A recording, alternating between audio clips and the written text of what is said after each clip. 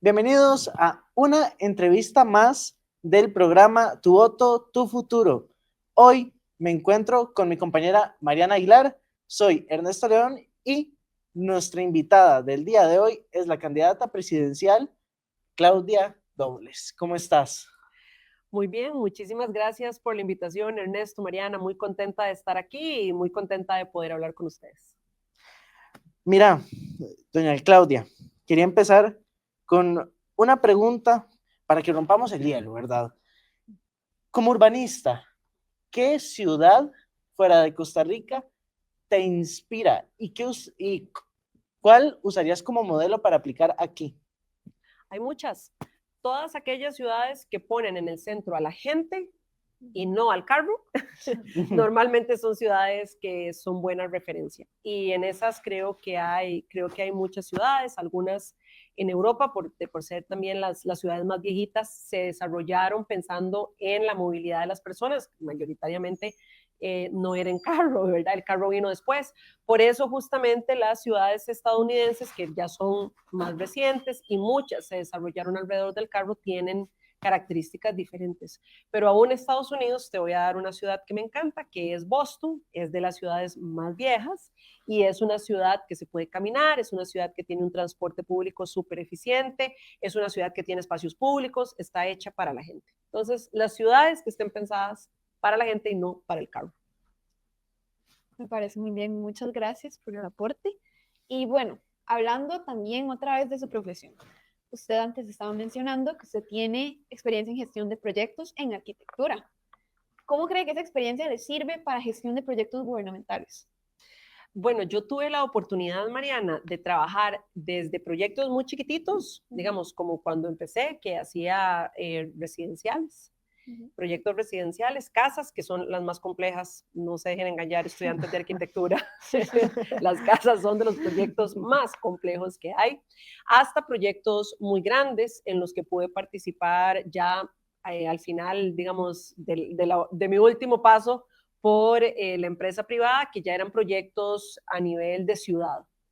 Entonces, importante decir que yo creo que la carrera, y ahora justamente lo estábamos hablando antes de la entrevista, la carrera de arquitectura es una carrera que está enfocada en resolver problemas, en gestionar procesos, en trabajar con grupos multidisciplinarios.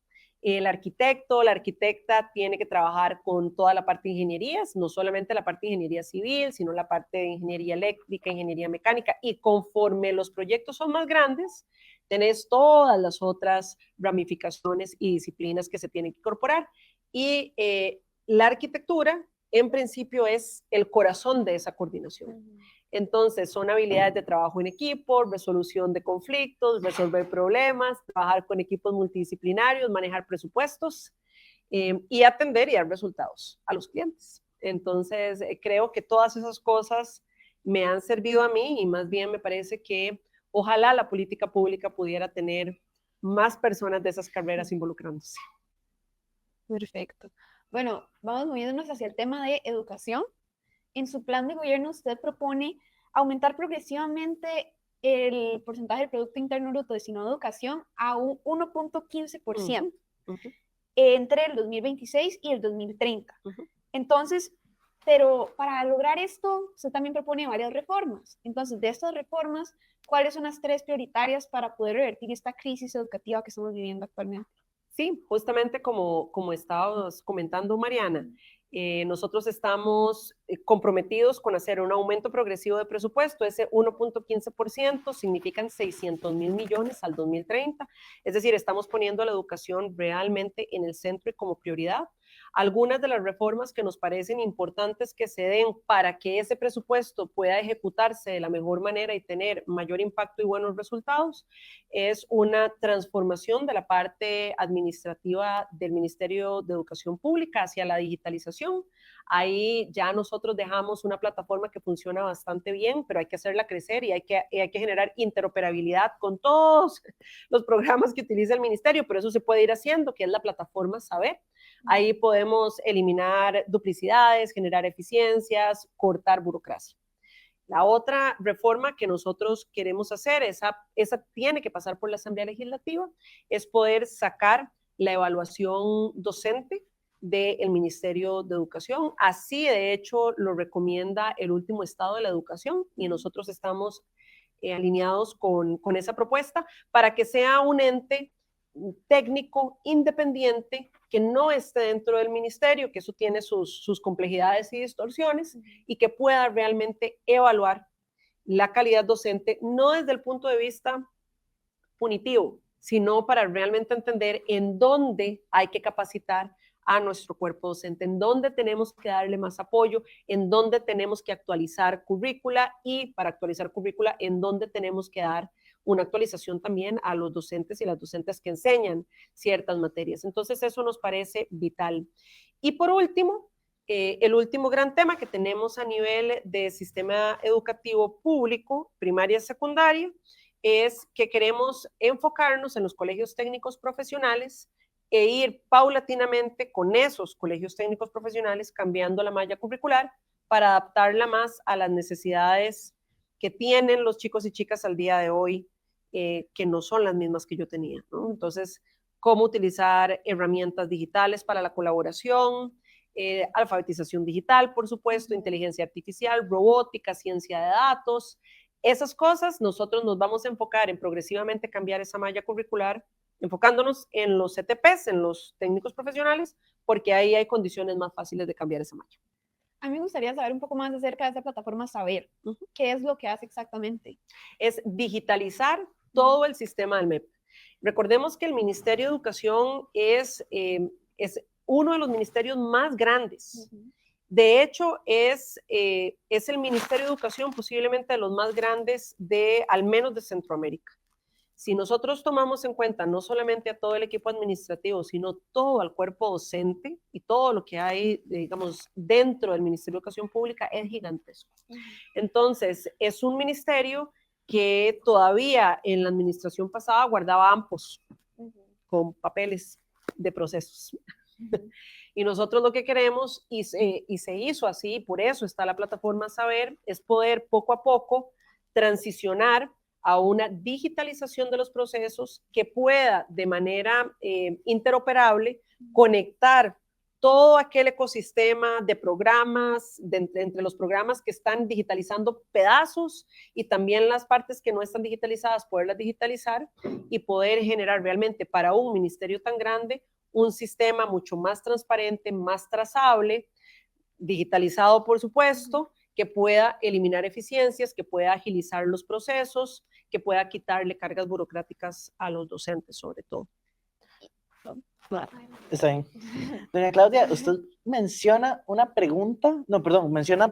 palabra que me interesa mucho para la siguiente pregunta, y es modernizar, porque en su plan usted propone modernizar la educación secundaria con el modelo STEM. Lo que aquí me pregunto es, ¿cómo es que estas tecnologías van a llegar a zonas de difícil acceso en el país? Esa es una excelente pregunta. Y la respuesta sería decirte que, como ahora le estaba diciendo a Mariana, nosotros queremos enfocarnos en los colegios técnicos profesionales. Primero, porque la malla curricular se puede cambiar relativamente más fácil. Ya hay referencias de éxito con respecto a eso. Aparte, porque la malla curricular se puede regionalizar, pero eso significa que tenemos el reto que vos estás poniendo. Hay regiones de este país que no necesariamente tienen las condiciones de infraestructura en conectividad para poder aprovechar esas oportunidades. Entonces, si bien eso no forma parte de la estrategia de educación como tal, sí forma parte de la estrategia de modernización y de enfoque y priorización de inversión pública. Una de las inversiones públicas a donde nosotros queremos entrarle con más fuerza es a la conectividad. Ahí queremos utilizar no solamente la capacidad de ejecución que se ha perdido en esta administración, sino que queremos utilizar los fondos que tiene Fonatel, que justamente es para eso, ¿verdad? Ese fondo está hecho para poder cerrar esas brechas en conectividad. Entonces, se utilizaron en la administración pasada con alguna ejecución las famosas computadoras que llegaron y que estuvieron engavetadas prácticamente por 3 años. Fue gestión que se hizo en la administración pasada junto con Fonatel, pero queremos trabajar muy específicamente en infraestructura de conectividad, sobre todo cerrando brechas en zonas rurales, donde todavía tenemos espacios en donde no tenemos conectividad. Y ahí estaríamos generando una brecha todavía más amplia, no solamente urbano-rural, sino una brecha tecnológica que no podemos permitir. Sí, que eso justo quería preguntarle, porque si bien la brecha ya es grande, como usted menciona, esos mismos cambios podrían generar incluso una brecha mucho mayor. Así es, y más Sí, rápido. exacto. Y más rápido. ¿Cómo lo evitaría de forma concreta? Así, creando las condiciones. Sí. ¿Cuáles son las condiciones para que, por ejemplo, la inteligencia artificial no nos cierre, más bien no nos abra las brechas que ya tenemos? Bueno, generando esa inversión pública que se tiene que dar para cerrar brechas. La primera y la prioritaria, llevarle conectividad a todos los puntos del país. Y ahí, como te digo, hay fondos para hacerlo y lo que se requiere es una ejecución muchísimo más ágil. Hay otro tipo de infraestructura, por ejemplo, necesitas que las escuelas tengan una infraestructura adecuada. Ese es otro tipo de limitación. Otro tipo de limitación puede ser que necesitamos equipo, ¿verdad? Podemos tener conectividad, pero puede que la escuela no tenga equipo. Ahí ya se hizo toda una gestión y dichosamente me parece que muchos de esos equipos, de esas computadoras, ya se están liberando. Pero entonces lo que tenemos que atacar es qué es lo que nos impide poder cerrar esa brecha. Bueno, infraestructura en conectividad, equipo, infraestructura propia de las escuelas y la última, que está relacionada a lo que le decía Mariana, capacitación de los docentes, para que los mismos maestros y maestras sepan de alfabetización digital, de utilización de herramientas tecnológicas para la colaboración, sepan del uso ético de la inteligencia artificial, por ejemplo, que podamos incorporar robótica. Para eso también se necesita un cuerpo docente que tenga a su vez esos conocimientos y esas habilidades. Bueno, hablando acerca de evaluación docente, antes usted mencionó que va a haber un ente nuevo que va a dar esta parte de la evaluación docente. Bueno, yo estoy haciendo un trabajo de investigación sobre ANDE, entonces pude ir al Congreso Anual en donde Gilda Montero, que es la presidenta de ANDE, dio un discurso en donde dijo que uno de los mayores problemas de los educadores de hoy en día es que están saturados con tareas administrativas que no les permiten tener una mayor, o sea, tener acceso a una mejor actualización o a simplemente enseñar. Entonces, ¿qué propuesta tiene usted para poder quitar esa carga de los profesores? La digitalización del ministerio. Es decir, mucho de lo que pasa es que todavía los procesos son procesos como del siglo XX, donde hay un montón de papeleo y de participación administrativa de parte de los docentes que con toda honestidad yo siento que no tienen impacto en una mejora en la calidad para los chicos y chicas. Y le quitan a los docentes, les quitan tiempo y les quitan posiblemente la oportunidad de hacer lo que mejor hacen, que es enseñar, no estar llenando trámites administrativos, burocracia, llenando formularios, etcétera, dando reportes, etcétera. Entonces, si podemos generar dentro de los procesos del Ministerio de Educación una limpia de los procesos que no funcionan, de todas las cargas administrativas que con toda honestidad no generan ningún impacto, digitalizar los procesos, hacerlos más flexibles, más eficientes, eliminar todas esas duplicidades. Mucho se puede hacer mediante la gestión de la digitalización y se le puede quitar a los docentes ese montón de cargas administrativas que no tienen mucho sentido y que más bien los docentes se apalanquen en un sistema digital, en herramientas tecnológicas que les ayuden no solamente a liberarse de esas cargas administrativas, sino que más bien les ayuden a la docencia, que más bien empecemos a utilizar todas esas herramientas tecnológicas que ya al día de hoy existen, que pueden complementar y darle acompañamiento a los docentes en la enseñanza de materias específicas. Entonces, eso es lo que queremos hacer. Sabemos que están cargados de un montón de asignaciones y tareas y de participación que al final del día no es lo que el profesor de matemática quiere hacer, que es enseñar matemática. Y queremos regresarle ese tiempo, no solamente al profesor, le queremos regresar ese tiempo, sobre todo a los chicos y chicas. Doña Claudia, vamos a pasar al sector salud. Y es que usted propone un modelo en el cual se pueda pagar la deuda del Estado con la caja en al menos 10 años. Y mi pregunta es, ¿con qué fuentes de ingreso específicas y garantizadas se utilizarán para cumplir con ese plazo sin violar la regla fiscal? Bueno, decir que justamente nosotros necesitamos entrar realmente en una conversación con la Caja Costarricense de Seguro Social para poder trazar una ruta de pagos. Lo más importante ahí, Ernesto, es honrar, tener el entendimiento y la convicción de que el Estado tiene que honrar esa deuda y que no hay ninguna justificación para que en este momento esta administración sencillamente haya decidido que del todo no va a hacer ningún pago. Entonces, ¿cómo se gestiona esa deuda? Pueden haber muchas rutas. ¿Cuál es el tiempo para poder gestionar esa deuda? Dependiendo de cómo vayan las finanzas públicas, puede alargarse, pero lo que sí tiene que suceder, como en la administración pasada y en las administraciones anteriores, es que se tiene una conversación con la Caja Costarricense de Seguro Social y se llega a que durante esa administración, cuál va a ser el pago que se le va a hacer a la caja, cómo se le va a hacer, y un poquito empezar a entender cuál es el horizonte de saldar esa deuda. Es una deuda grande. Es una deuda grande. Entonces sí es importante nada más decir, honrar la deuda es posible, nada más se requiere que los gobiernos establezcan esa conversación con la caja. Se debería generar una ruta más allá de los 4 años de cada administración, pero que cada administración vaya honrando, perdón, y que por supuesto, si hay algún tema a nivel de las finanzas públicas, eso se puede trabajar y negociar. Eso se puede hacer. De hecho, en la administración pasada, por la distorsión que hubo con la pandemia, se le tuvo que inyectar muchísimo presupuesto a la caja, pero no era necesariamente para saldar la deuda, era para atender una pandemia. Pero esas cosas con voluntad política, con claridad de que hay que hacerlo y con vocación de diálogo con una institución autónoma como es la caja, se puede hacer. Todas las administraciones lo han podido hacer, excepto esta. ¿De dónde se financiará exactamente? El financiamiento viene de donde viene cualquier financiamiento del Estado, ¿verdad? De lo que puede recuperar Hacienda. Por eso tiene que estar muy ligado a cómo van las finanzas públicas y cómo se puede ir generando proyecciones. El Estado genera proyecciones de sus finanzas públicas. Eso se puede ir planificando con tiempo.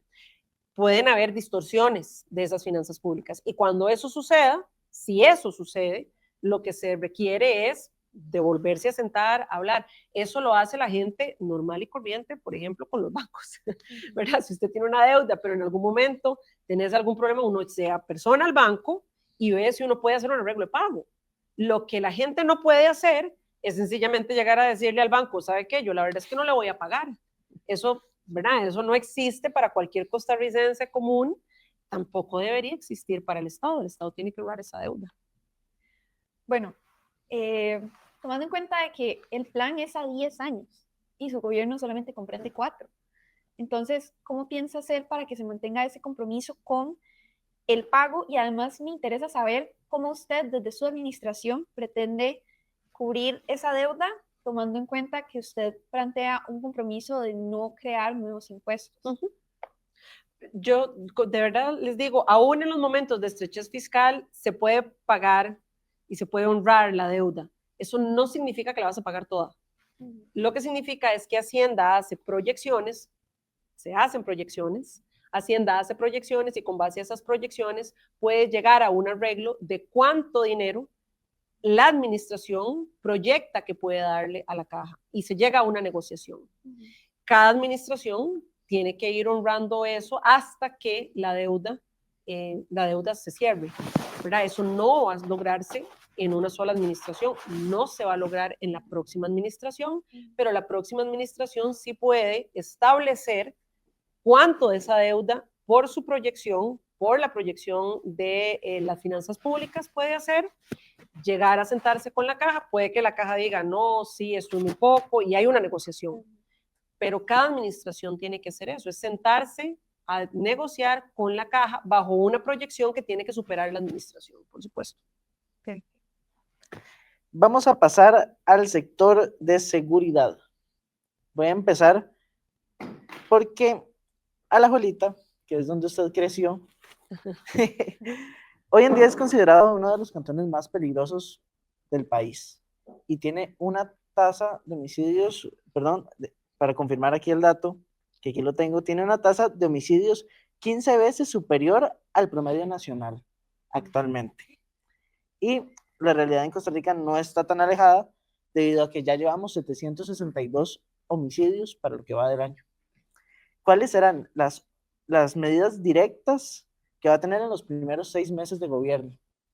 Pues les puedo decir las medidas directas que vamos a tener el primer día, porque ya las hemos compartido. Es más, nosotros hemos dicho que es una lástima que esas medidas que no requieren de prácticamente nada más que voluntad política no se hagan ya, se pueden hacer ya, no se necesita que haya un cambio de administración, se necesita tener claridad de que hay que entrarle con determinación a la parte de seguridad que nos está consumiendo y le está quitando la paz a todos los y las costarricenses. Algunas de las medidas que nosotros nos hemos comprometido a hacer desde el día 1 que van a tener un impacto, no son la estrategia completa, pero que definitivamente tendrían un impacto, es reactivar el Consejo Presidencial, la Seguridad Nacional, que lidera el presidente o la presidenta de la República, pero en ese consejo lo que en principio se hace es un trabajo conjunto de la política nacional de seguridad que también le compete al Poder Legislativo y al Poder Judicial. Es decir, es un espacio de coordinación entre los tres poderes de la República. Recordemos que Costa Rica está basada en nuestro diseño democrático, está basado, dado que ninguno de los tres poderes en principio tiene más fuerza que el otro, está basado en la cooperación de los tres poderes. Si los tres poderes de la República no colaboran, ciertamente el tema del crimen organizado y narcotráfico no le vamos a poder hacer frente. Entonces, activar el Consejo Presidencial de Seguridad, eso es algo que se puede hacer el día 1. 2, ese consejo tiene una bajada de coordinación entre fuerzas policiales, no solamente las fuerzas policiales que le responden al Ejecutivo, que son varias, ¿verdad? Está la Policía de Control de Drogas, está la Fuerza Pública, hay varias policías, cuerpos policiales que le responden al Ejecutivo, también está el organismo de investigación judicial, el Poder Judicial, y también están las municipalidades que tienen policías. No todas, pero ya muchas tienen. Me parece que aproximadamente 34 municipalidades en este momento tienen policía municipal. Ese espacio es un espacio de coordinación entre todos los cuerpos policiales que tenemos porque los recursos son limitados. Entonces, más nos vale que esos recursos limitados se coordinen y que generen estrategia, inteligencia policial y análisis criminal todos juntos. A partir de esa acción se genera la otra acción que podemos hacer desde el primer día y es regresar a los mega operativos, que eran despliegues policiales que se hacían muy específicamente en puntos críticos o lo que se llama mapas de calor, digamos las zonas calientes, en donde ese despliegue de fuerzas policiales tenían una contención del avance de células criminales, pero también incautaban armas ilegales. Eso es importante porque tiene un impacto directo en la tasa de homicidios. Los homicidios, el sicariato, se hace con armas ilegales, no se hace con armas registradas. Entonces, eso que se hacía en los megaoperativos tiene un impacto directo. Otra de las acciones será regresar la Academia Guardacostas a un lugar que tenga costa, que en este momento no tiene costa. Pareciera que tiene sentido, pero por alguna razón esta administración considera que uno puede tener una Academia de Guardacostas en tierra, sin costa. Nosotros estamos comprometidos también a reinstaurar el punto de guardacostas de Bahía Draque, donde sabemos que nos está ingresando droga. Ese punto nunca se debió haber cerrado si sabemos que esa es una puerta abierta donde nos ingresa la droga. Otro de los puntos será regresar la Policía de Control de Drogas a nuestros puntos fronterizos, a nuestros aeropuertos. Son los que tienen la experiencia. ¿Por qué no están ahí? Tampoco pareciera que tiene mucho sentido. Los vamos a regresar. Y por supuesto, le pasaremos el dinero, el presupuesto que la Asamblea Legislativa ya le aprobó al organismo de investigación judicial, pero que Hacienda no ha querido girarle. Entonces, esos son algunos de las acciones que se pueden hacer ya, pero si no se hacen ya, nosotros nos hemos comprometido, no en los 100 días, en el primer día. Doña Claudia, hay algo que me llamó mucho la atención y es que usted menciona que sin la colaboración directa de los tres poderes no se le puede hacer frente al narcotráfico. Pero, ¿qué pasa si no se logra un diálogo? ¿Qué pasa si simplemente no hay una coordinación correcta? No hay un plan de mitigación para poder efectuar lo que usted propone sin necesidad de los tres poderes, que ojalá es lo que suceda. Es que yo creo, Ernesto, con todo el respeto, que nos han hecho creer que eso es muy difícil y que eso no se puede lograr. Pero Costa Rica históricamente eso es lo que ha hecho, excepto en esta administración, que nos ha hecho creer que es prácticamente imposible que nos logremos poner de acuerdo para sacar una tarea adelante. Eso no es verdad.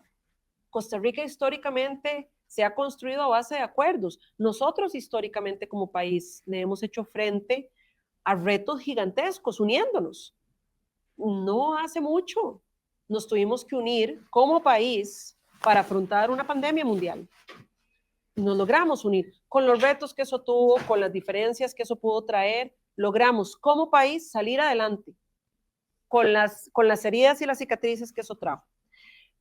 Pero de alguna manera nos están haciendo creer que algo tan básico como que tengamos la capacidad de sentarnos entre diferentes sectores a establecer una estrategia y un diálogo es algo prácticamente imposible. Y eso no es verdad.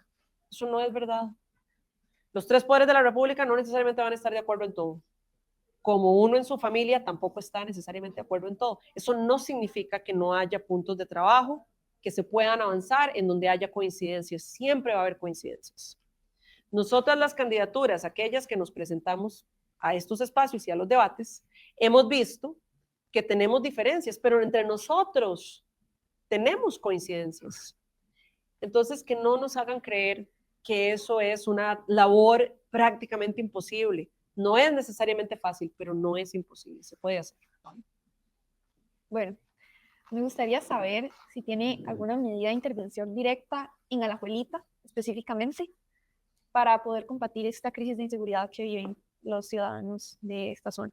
Dos acciones que ya se han hecho anteriormente. Si hay un cantón, y dentro de un cantón a veces se hacen distritos específicos, que salgan en esos mapas de calor que hablaba anteriormente, dada la coordinación entre los diferentes cuerpos policiales, normalmente lo que se hace es que se hacen intervenciones a nivel de megaoperativos muy específicos y otro tipo de operativos para combatir la criminalidad en esos puntos específicos, pero se viene sobre todo con una estrategia, eso se acompaña con una estrategia que se utilizó de manera muy exitosa también en la administración pasada, en donde por cada operativo venía una estrategia que se llamaba Sembremos Seguridad.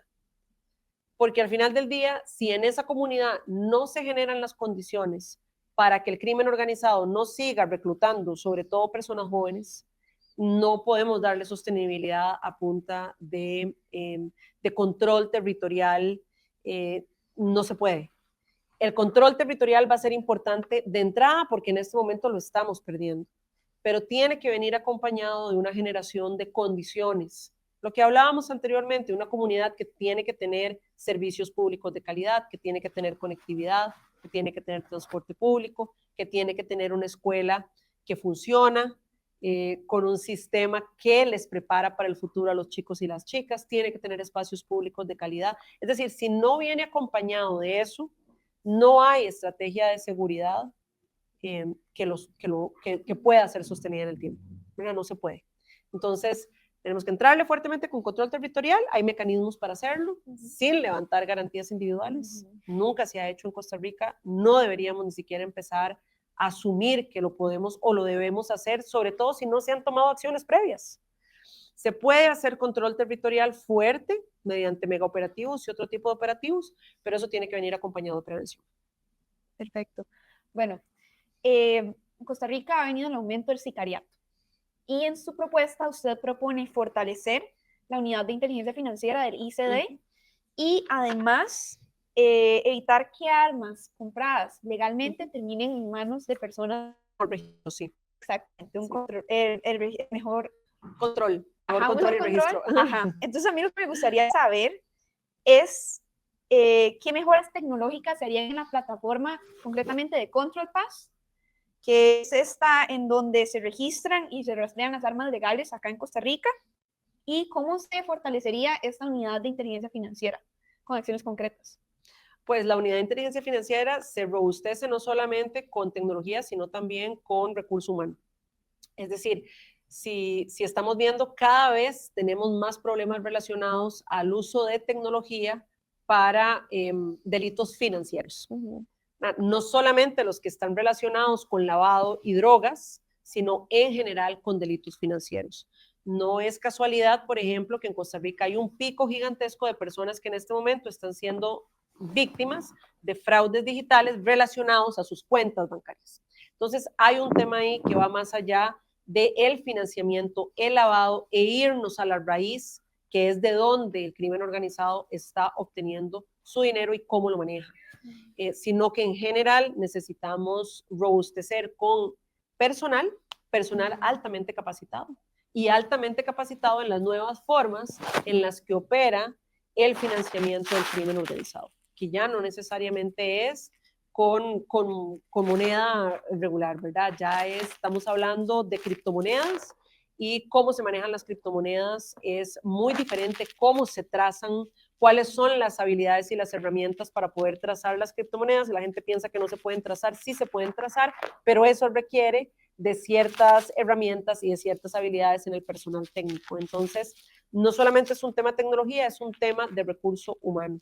Y ahí es donde nosotros queremos entrarle. Por supuesto que eso tiene una ramificación con que los sistemas digitales de registro y de trazabilidad también estén adaptados a las nuevas formas de las dinámicas criminales, que no son las mismas que en los 90. Entonces, si tenemos sistemas que están pensados para las dinámicas que teníamos hace 20 años, pues mucho de lo que está pasando con el crimen organizado van a pasar sin ser necesariamente monitoreados adecuadamente.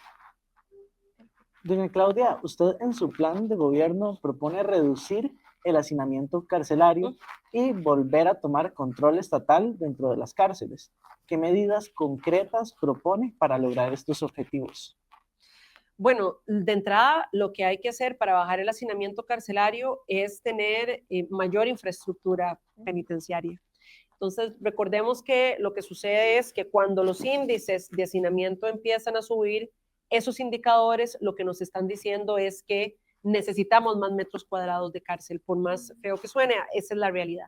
En las últimas dos administraciones, solo en las últimas dos administraciones se construyeron 46,000 metros cuadrados de infraestructura penitenciaria, es decir, 46,000 metros cuadrados de cárceles. Sí. ¿Saben cuántos metros cuadrados se han construido durante estos últimos casi 4 años? Cero. Lo que tenemos es un proyecto que se vendió en narrativa. Estoy segura de que ustedes oyeron de la megacárcel, yo oí de la megacárcel, todos queríamos saber cuál era el famoso proyecto de la megacárcel. Pues no existe tal. Lo que existe es un proyecto que hace una ampliación a la reforma con la que nosotros estamos de acuerdo, porque hay una necesidad de poder generar más infraestructura penitenciaria. Por supuesto que el control que podamos tener de los centros penitenciarios está muy relacionado a que no existe el hacinamiento. Entre más hacinamiento, hay una disminución también de la capacidad de control y hay porcentajes en donde ya no se puede meter más gente a las cárceles. Entonces, un aumento de la infraestructura penitenciaria, es decir, más metros cuadrados de cárceles que tengan las condiciones adecuadas para que ese control dentro de esa infraestructura se dé de manera adecuada. Y por supuesto eso significa también incorporar tecnología que nos permita tener un mayor control de qué es lo que está sucediendo en las cárceles, qué está entrando y qué está saliendo. Adelante. Sí, adelante. Entonces, sí está dispuesta a construir más metros cuadrados de cárceles. Sí, siempre hemos estado de acuerdo en construir más metros cuadrados de cárceles. Ok, no lo harían en el formato de la megacárcel, entonces haría como, no sé, una cárcel multinivel, o qué modelo propone exactamente. Bueno, ya lo que está en este momento aprobado en la Asamblea Legislativa es la ampliación de la reforma. Ajá. Nosotros pues le daríamos continuidad sin duda a eso y revisaríamos qué tanta necesidad hay de hacer un planteamiento para nuevos metros cuadrados de cárcel, pero sí recuperaríamos ya en este momento, me parece que el presupuesto para esa ampliación ya está aprobado y pues sería un sinsentido no continuarlo. Eso hay que aprovecharlo y construir esos metros cuadrados que ya quedaron planeados. No construidos, planeados. Y con respecto a personas que estén condenadas por algún crimen, personas que actualmente están en la cárcel, ¿qué proyectos o qué propuestas de reinserción habría para estas personas, ya sea educativos o laborales? Todos esos siempre se han utilizado y hay programas que han tenido muchísimo éxito, no solamente programas educativos, sobre todo programas laborales. Y hay realmente ejemplos muy interesantes de productos que nosotros podemos encontrar que son ejecutados, que han sido hechos por personas privadas de libertad. De hecho, yo tengo una cartera tengo una cartera que viene de un programa, sí, maravillosa, que viene de un programa que se hace con mujeres privadas de libertad, a las cuales se les enseñan ciertas habilidades artesanales y ellas generan esas carteras. Algunas de esas carteras están hechas hasta con productos reciclables, pero como ese ejemplo hay un montón. ¿Qué se necesita? Bueno, se necesita apoyo de parte del gobierno para que haya más programas de esos. Muchos de esos programas son iniciativa privada, que trabaja en conjunto con las personas privadas de libertad, pero si le damos más apoyo, generamos condiciones para que haya una mejor generación de habilidades dentro de las personas privadas de libertad, podemos más y más darles la oportunidad de una mejora en la inserción social, no solamente laboral, en la inserción social una vez que salgan de la cárcel. Y si están aún privadas de libertad, pues eso significa que pueden también generar recursos que le pueden mandar a sus familias. Significa también dignidad. Hay un montón de cosas beneficiosas que vienen relacionadas a poder generar desarrollo de talento humano en las personas, no importa dónde estén y no importa si están privadas de libertad. Claro. Pasamos con el sector económico, doña Claudia. Y es que el programa promete mantener el superávit primario y no crear nuevos impuestos, pero también aumentar la inversión en educación, seguridad, infraestructura y protección social. ¿Qué fórmula financiera permitirá sostener todas estas inversiones sin subir la carga fiscal? Sí, bueno, justamente eso es posible. Sostener esas inversiones y aumentar la inversión social es posible solamente por decisiones responsables que tomó la administración pasada. Es a raíz de esas decisiones responsables que fueron impopulares, que tomó la administración pasada, que tenemos al día de hoy la posibilidad de hacer mayor inversión social sin subir los impuestos. ¿Cómo se hace eso? Bueno, empezando porque esas decisiones crearon una curva de la deuda que en este momento es favorable, en donde estamos por debajo del 60%, y eso nos permite un margen mayor de inversión social. Pero aparte de eso, me gustaría comentarles a Ernesto y Mariana que uno de los proyectos más importantes que se gestó desde la administración pasada también es Hacienda Digital.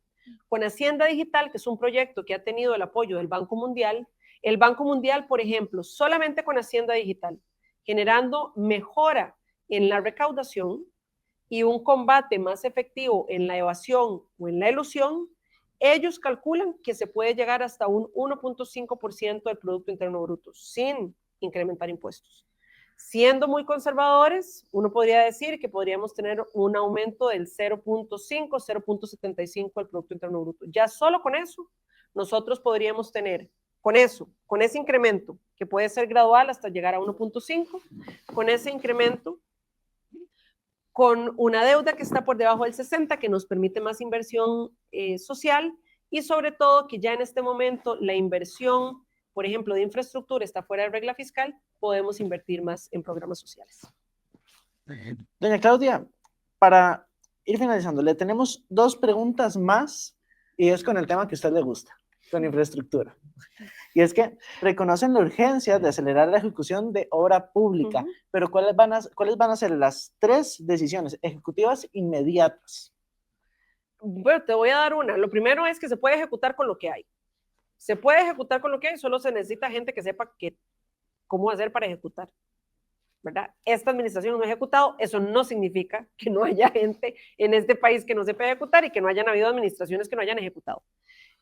Nosotros, por ejemplo, pudimos avanzar en Circunvalación Norte en un 93%. Esta administración le quedó el 7%. O sea, nosotros en 4 años avanzamos no sé cuántas veces más que el 7% que avanzó esta administración. Entonces, esta administración es una buena referencia. No utilicemos esta administración como la referencia de ejecución. Se puede ejecutar más con lo que existe.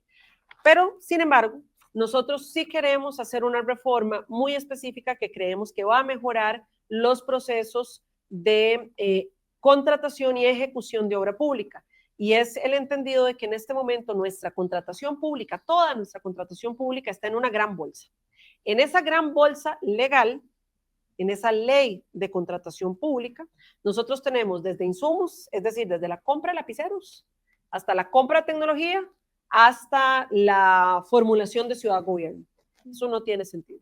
Porque al final del día los procesos de compra pública para insumos son diferentes que los procesos y las lógicas que vienen detrás de comprar tecnología y por supuesto que son diferentes de los procesos y las lógicas de obra pública, de infraestructura. Entonces nosotros lo que estamos planteando es que vamos a llevar a la Asamblea Legislativa una reforma para generar una ley de obra pública bajo los entendidos de cómo se planifica, se concesiona, en el caso de que sea una concesión, y de cómo se ejecuta la obra pública para que sea muy específica de ese tipo de procesos y podamos eficientizar considerablemente los tiempos que tenemos al día de hoy. Bueno, doña Claudia, para cerrar, la última pregunta, que es algo que mucha gente quiere escuchar, usted propone la realización del tren eléctrico metropolitano y del tren eléctrico limonense de carga. Entonces, me gustaría saber qué hitos concretos son realizables en el periodo de los primeros 2 años. Y luego voy a meter otra segunda pregunta aquí, que, bueno, usted también propone una nueva autoridad de transporte público sostenible, fusionando varias instituciones. Y a mí me gustaría saber cómo va a ser posible que esta autoridad tenga el peso político y técnico para imponer la sectorización, integración tarifaria con una evidente resistencia del sector autobusero. Te respondo, ¿cómo crees que bueno, te voy a responder primero lo del tren, no pasa nada, porque eso es todavía más fácil. El proyecto del tren fue recortado por esta administración. Nosotros teníamos un proyecto ambicioso de 5 líneas, esta administración lo recorta y está planteándole a la Asamblea Legislativa, me parece que apenas la semana pasada lo llevaron a la Asamblea Legislativa. Ese proyecto tendrá que seguir su curso en la Asamblea Legislativa. Eso toma tiempo y esta administración lo sabe y creo que por eso se esperaron hasta el final para decir que hicieron algo sin hacer mucho. Pero ese proyecto habrá que retomarse porque si nosotros no lo retomamos estaríamos devolviéndonos no 4 años, estaríamos devolviéndonos 8 años. Entonces, la próxima administración tendrá que asumir ese proyecto y la próxima Asamblea Legislativa tendrá que recibir ese proyecto. Yo veo complicado, la verdad, que ese proyecto sea aprobado en tan poquito tiempo que queda. Ese proyecto habrá que retomarlo y para poder ser honesta y transparente con los costarricenses, pues hasta que ese proyecto no sea aprobado por la Asamblea Legislativa, el Ejecutivo difícilmente va a poder ejecutarlo. Entonces ahí nuestro compromiso es darle seguimiento al proyecto en la Asamblea Legislativa. Con respecto al tren eléctrico limonense de carga, ese proyecto quedó planteado, quedó estructurado y con toda honestidad, ¿por qué no se ha seguido adelante con eso? Es un misterio. Me parece que la administración lo quiere hacer vía iniciativa privada. A mí me parece que eso está ahí. No sé en qué proceso está en el Consejo Nacional de Concesiones, pero nosotros sin duda lo retomaríamos porque ese es un proyecto país para indicadores de muy alto rendimiento para el Incofer. Entonces a mí sí me parece que eso pareciera no tener mucho sentido hacerlo por iniciativa privada cuando, a diferencia de un tren de pasajeros que tiene otras lógicas, un tren de carga sí genera muy buena rentabilidad para el Incofer. Y que eso nos podría permitir más bien que otro tipo de transportes sean sostenibles. Y la otra pregunta que me hiciste fue... Es acerca de la nueva autoridad. La autoridad, sí, que cómo esa autoridad iba a poder ejecutar, digamos, proyectos como sectorización. Más bien justamente porque eso es lo que necesitamos, una autoridad de transporte. En este momento, recordemos que lo que tenemos es un Ministerio de Obras Públicas y Transportes.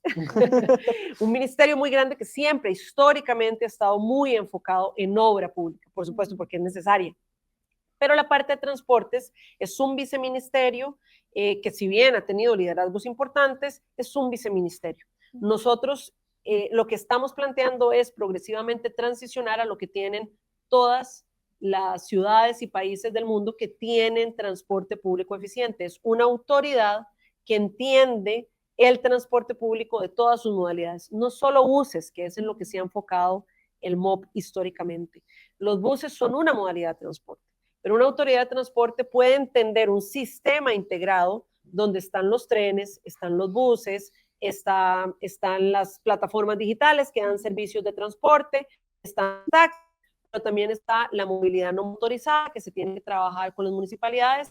Dentro de una autoridad de transporte también están los aeropuertos. Es decir, es un entendimiento de la logística que hay, de la red por donde nos transportamos, que es muy diferente a tener un viceministerio que históricamente no ha tenido el peso para darle prioridad al transporte público y le ha dado siempre mucho peso a la obra pública, muchas veces sin lograr ejecutar mucho como en esta administración, pero queremos transicionar a una autoridad que por su nombre lo dice, tiene la autoridad de realmente gestionar con más músculo, político y técnico.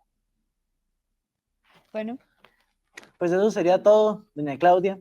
Le agradecemos un montón que usted nos diera su tiempo para venir aquí a esta entrevista.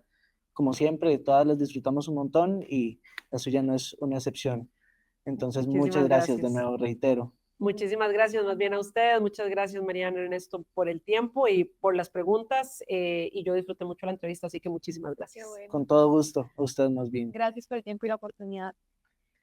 Eso sería todo en esta entrevista de Tu Voto, Tu Futuro. Muchas gracias por ver.